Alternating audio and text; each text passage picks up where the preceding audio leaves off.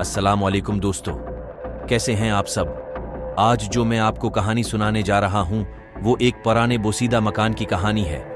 ये कहानी आज से 30 साल पुरानी है। ये वाकया कामों की शहर का है। शायद आप लोगों ने इस शहर का नाम सुना हो। बस आपसे एक रिक्वेस्ट है कि मेरे इस चैनल को सब्सक्राइब कर दें और अगर वीडियो अच्छी लगे तो इसको लाइक भी कर दें।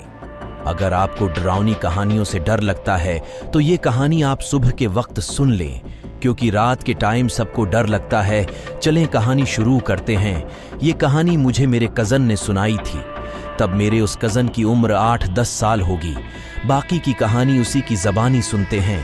हम लोग अपने चाचू के घर छुट्टियां गुजारने के लिए गए।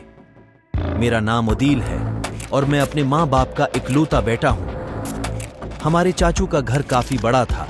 उसमें एक बड़ा सा सहन था और 3-4 कमरे थे।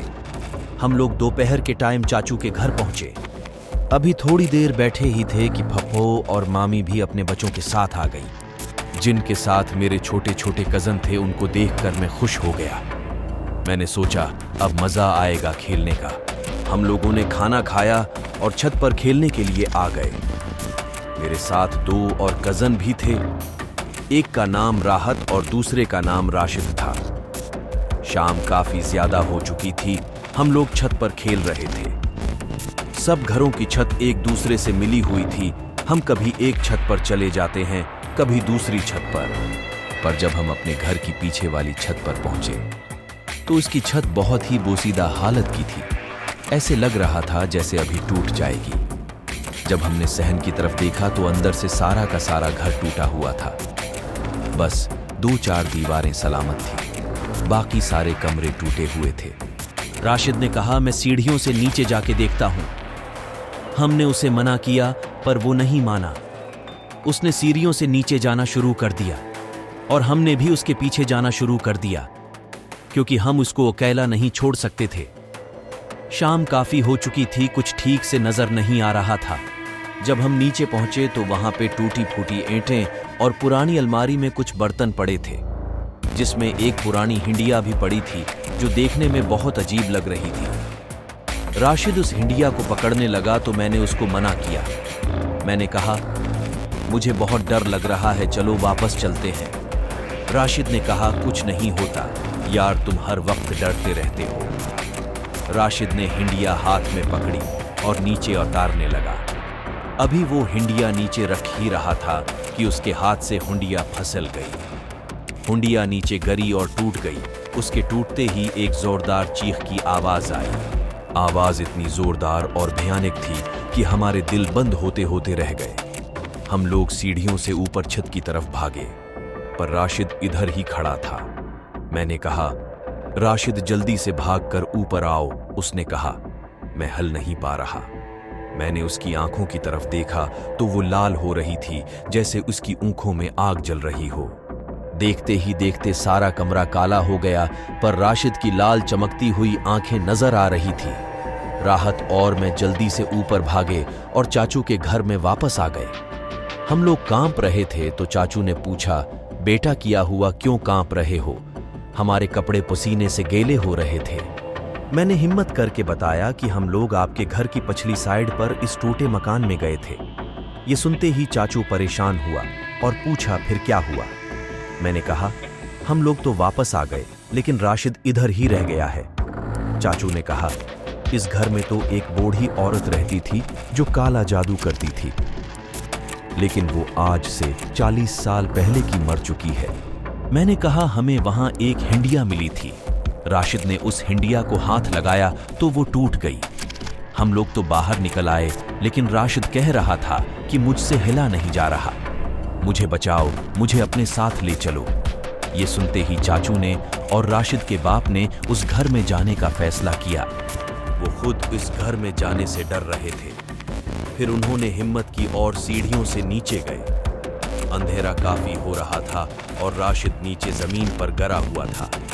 चाचू ने राशिद को उठाया और अपने घर ले आए।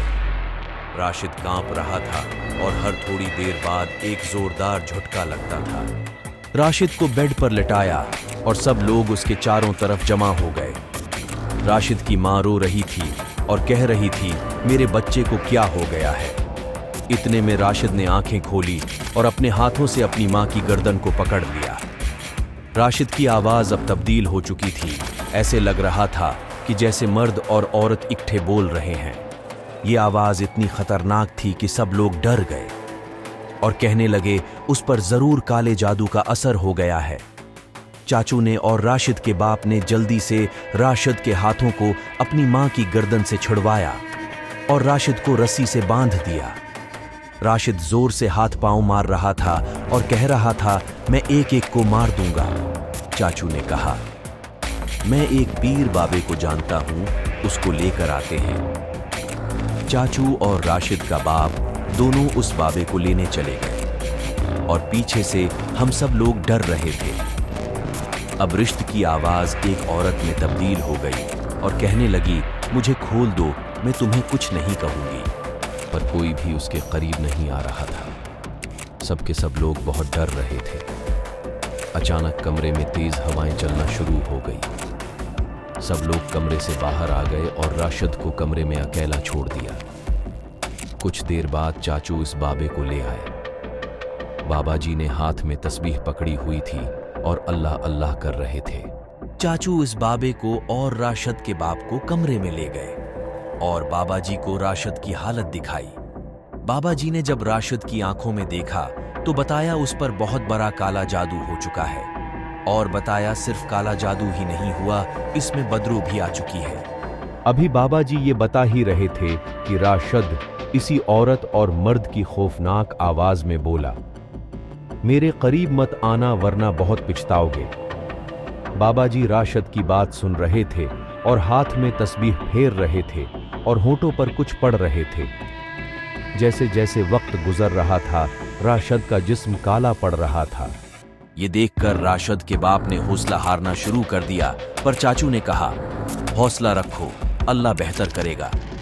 बाबा जी ने कहा, मुझे सारी बात बताओ कि हुआ क्या था। तो चाचू ने मुझे बुलाया और फिर मैंने बाबा जी को सारी स्टोरी बताई। बाबा जी ने कहा, मुझे इस हिंडिया के पास ले चलो। हम बाबा जी को इसी जगह पर ले गए जहां पर हिंडिया टूटी हुई पड़ी हुई थी।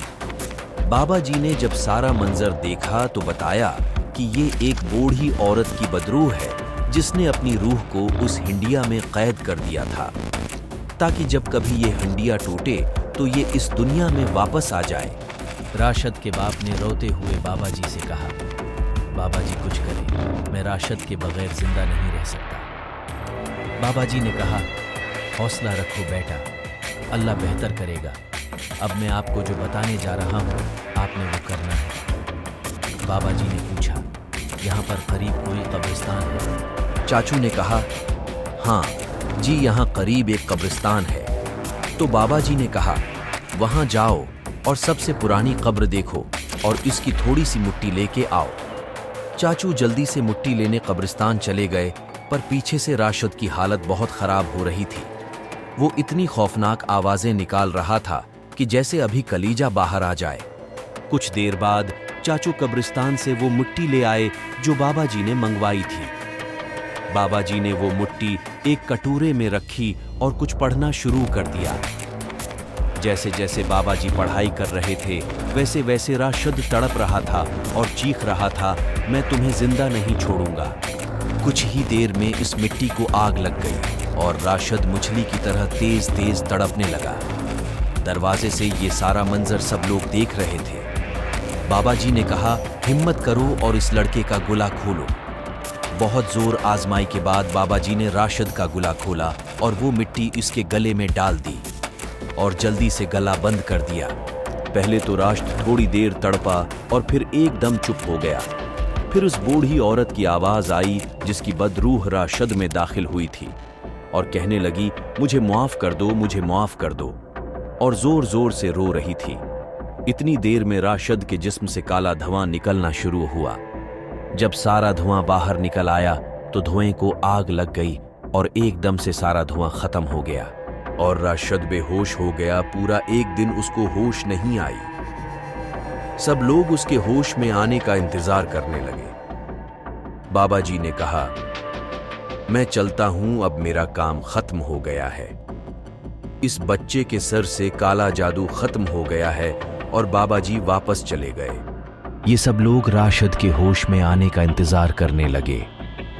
जैसे जैसे वक्त गुजरता रहा, राशिद का रंग भी सही होना शुरू हो गया। पूरे 1 दिन बाद राशिद को होश आई तो उसके माँ बाप ने उसको गले लगाकर खूब प्यार किया। अब जब कभी भी राशिद इस वाक़ये के बारे में याद करता है तो डर जाता है। तो ये थी सारी कहानी। हमें अपने बच्चों को खंडरात में जाने से मना करना चाहिए, क्योंकि ऐसी जगह पर ही बदरूह घूमती रहती हैं। चलें जी, मुझे इजाज़त दें, अब अपना ख्याल रखें।